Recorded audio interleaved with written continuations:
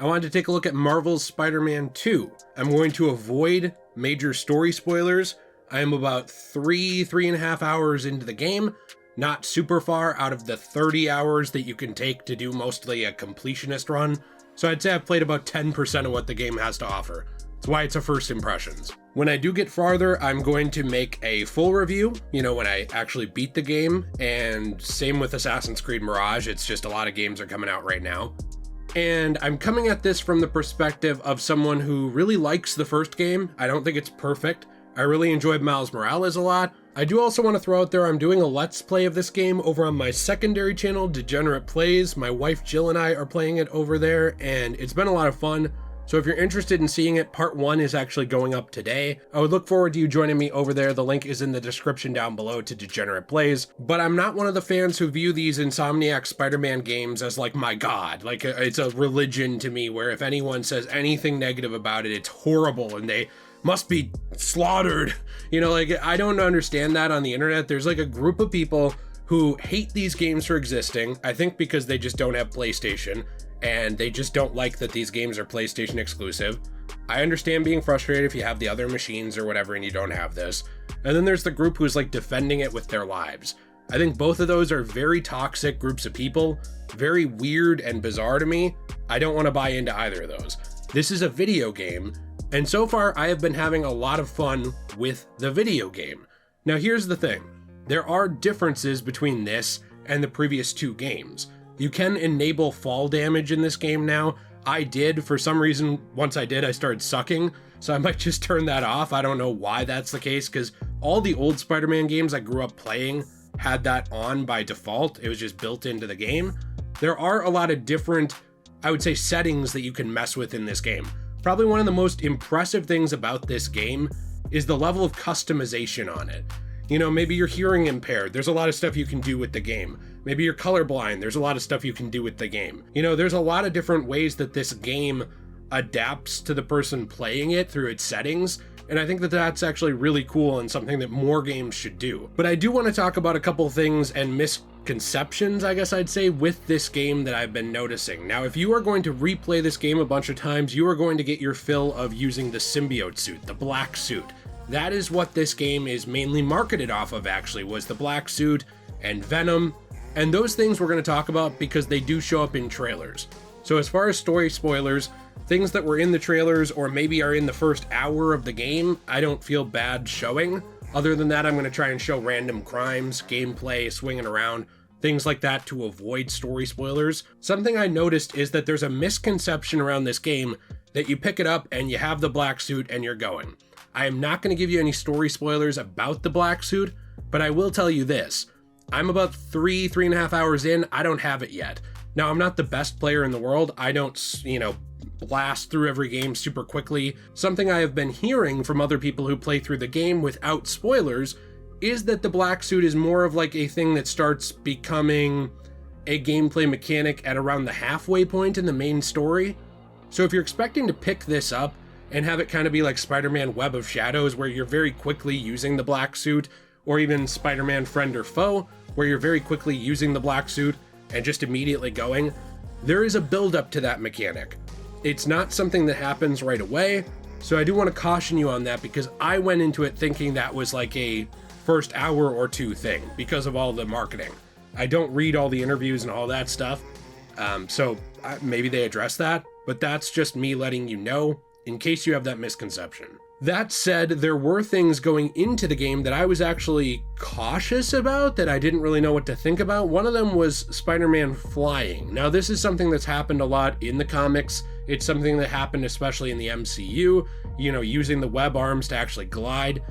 It is an established thing. But established things in comics or movies or whatever, they don't always translate the best to a video game, and vice versa. It's why so many, movies based off video games suck, and why so many games based off of movies suck.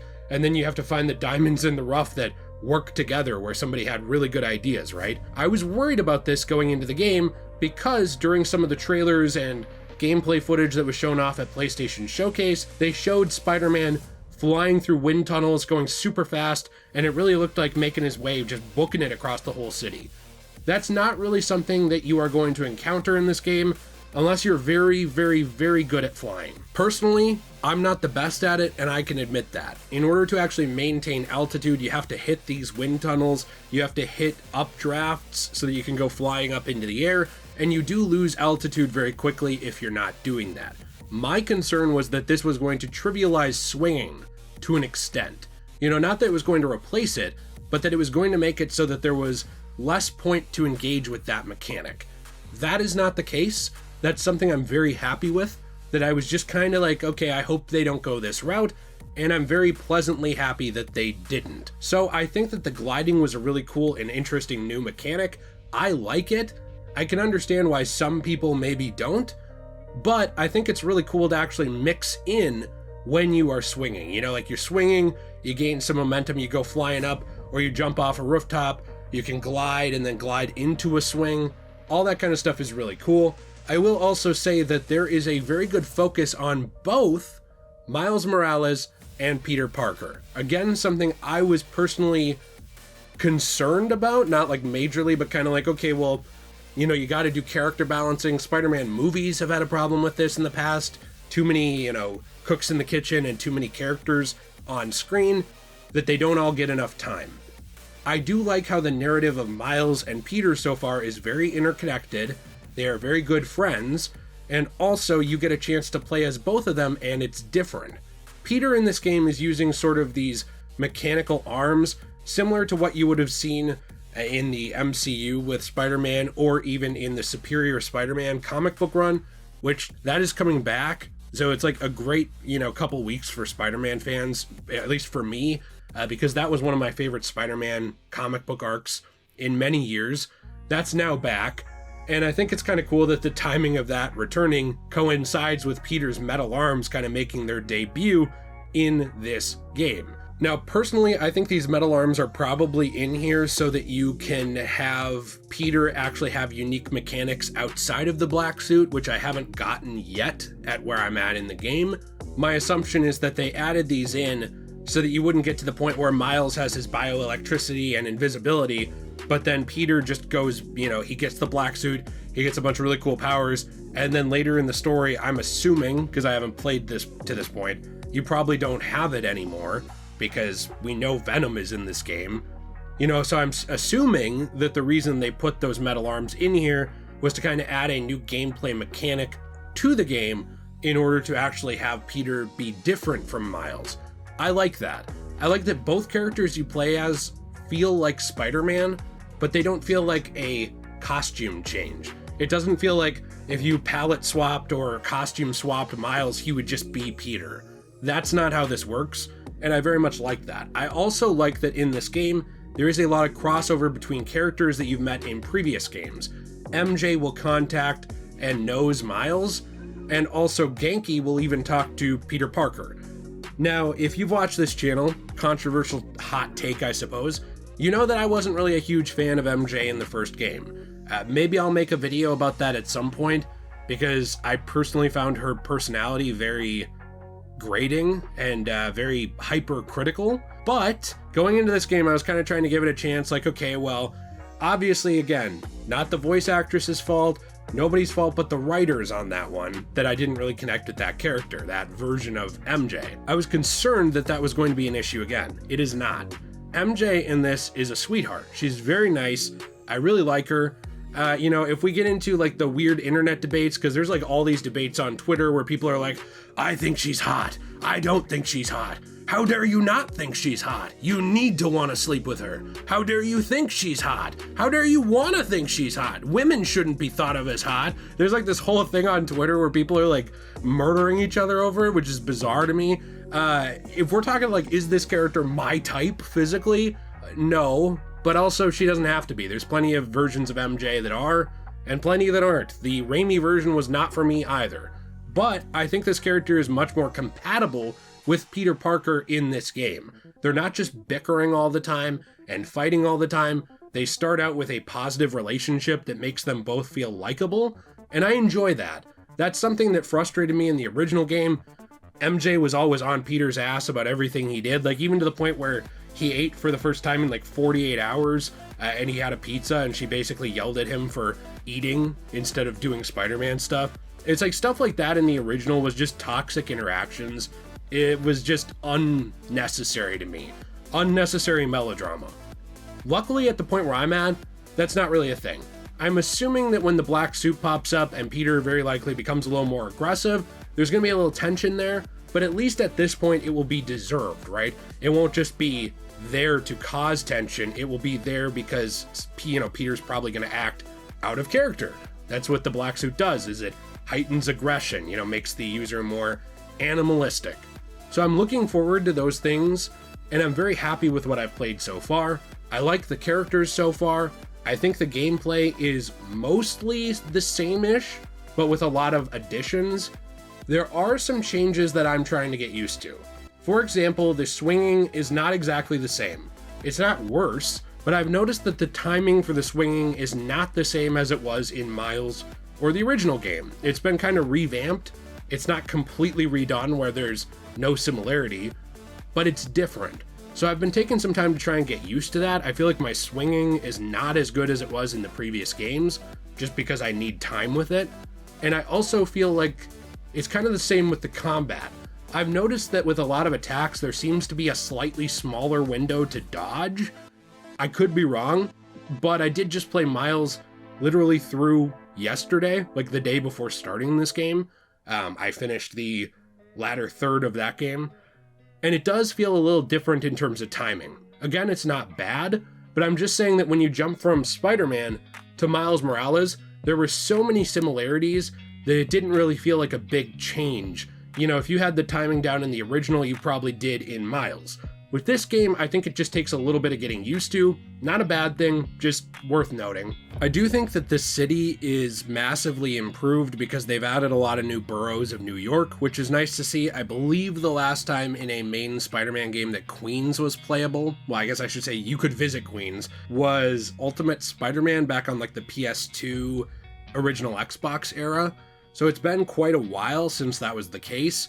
There's a lot of pretty colors in the city. I think the detail level is a lot higher in some places. I've seen people comparing pictures of soda cans and stuff and like trying to look at it and say like, oh, this is more detailed, this isn't. This isn't something I've noticed when swinging through the city on performance mode. I like to play with higher frame rate. I don't care as much about, the picture being perfect. I want the game to be good looking and be very smooth. Spider-Man is that. But I have noticed that there are times where I'll run into an obstacle, I'll have a little bit of a hard time getting over it, or I'll get stuck like I went somewhere the game didn't want me to. Again, maybe that's just me? I don't really know. I don't try and break games, but there were a couple times I got caught on stuff and I needed to kind of just back up and go around it. Nothing's going to be perfect, that's just kind of the way the world is. I do love the customization as well with the suits. You're not like going to take it and put the eyes from one suit on another suit and put the gloves from one suit on another suit. We're not at that point yet, but there is more suit customization now because you can actually get different styles for your suits. So you can get, say, the advanced suit, and maybe instead of having it be, well, I should say the second advanced suit, and instead of maybe having it be red and blue, maybe it's red and black, things like that. I think that's really cool. Or even I got a suit for Miles where I was able to change some of the colors to look more similar to the Prowler's color scheme.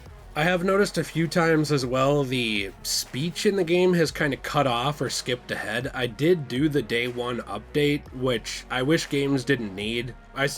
I want that to be a negative with the game, but it would be a negative with the entire video game industry at this point. Like if you print the disc, right, I shouldn't go home and day one there's an update. I feel like most of that should have been on the disc when it went gold. But regardless, they did release an update that, I guess I should say, improved stability. And that's good, but it didn't fix everything. For example, there was a character I was following through an environment that I can't really tell you about because it's kind of a story spoiler that I think was fun. I didn't know it was in the game. And because I went too fast, by literally matching the character's speed, it just cut through like 3 lines of dialogue that I didn't even get to hear. And it was interesting dialogue that was actually important to what was going on. And I didn't click anything, I didn't do anything. Just we were walking up some stairs, the character ahead of me started going a little faster, so I sped up to follow him, and then the dialogue just ended. It was just gone.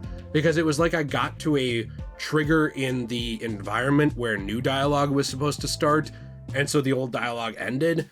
I've seen this kind of thing a couple times as well in other games.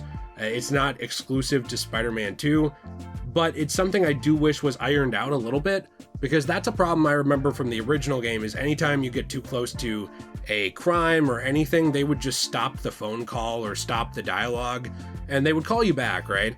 But when things like this happen, there's no resuming the dialogue because you're already past that point in the environment where it's supposed to be going on.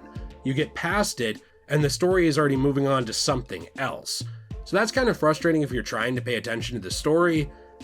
Maybe it won't bother some people. I'm sure some people don't give a shit about the story. But for me, when I'm playing these games, I also kind of want to know what's going on. So when they're just skipping through dialogue like that, that's probably the biggest annoyance I've run into, is getting caught on some things in the environment that didn't happen to me as much in the original game. And also, of course, just having the dialogue skip at times. You know, Spidey Lover 32 in the comments will say that didn't happen to me, so therefore nobody has that issue. But it's an issue I've seen a few times that, you know, frustrates me. Again, I don't give games scores out of 10, and even if I did, I would not give a game a score that I played for like 3.5 hours, because that's stupid. But I will say, I think there's a lot of things that are improvements in terms of mechanics. There are characters that I think are improved upon, like MJ, who I think is a lot more likable and not a douche. And I do think that some people have a misconception that this is the Symbiote Spider-Man simulator, and it's not. You know, you're not going to get that jumping right into the game. It's going to be a little bit before you start interacting with those mechanics. So I think people have to kind of be okay with that. I'm okay with it, but I do think that the way the marketing was, it really made me feel like you were jumping into that in like the first hour or two. Maybe they clarified in some Game Informer article I didn't read that that's not the case. I don't know, because I don't have time to read every single thing they put out before a game. But it's worth noting that if you have that misconception, you might be slightly frustrated that you have to wait. But also, it's in the game, just it takes a bit to get to. So this has kind of been my, I guess, preliminary review, my is it worth buying? My honest opinion is yes. I do think it's worth buying if you're a fan of superheroes, or if you want to play a really good, you know, solid exclusive game. I think that it's worth buying. Is it perfect? No. Is anything? No. Do I understand the people who get mad at that? No, but it is what it is. I like it. I think that it's fun. I'm looking forward to the rest of my time with it. But I'm sure that's, you know, if you weren't like a major Spider-Man fan, maybe you just hate this character, I guess then it wouldn't be worth it to you. There's not too many people I can think of where it wouldn't be worth it. I've heard people say, oh, it's too short. I've already addressed that issue 100 times on this channel. I don't care about your game length. If you're charging $70 for maybe an hour of gameplay, okay, now we have a discussion about that. But what I care about is the quality of the game around it. You know, if length adds to the quality, like for some RPGs and stuff, awesome. But if length is going to detract from the quality, just add a bunch of filler crap that no one wants and drag the game down, I don't want that. I haven't really encountered anything like that so far in this game. I'm very happy with the quality level it's at.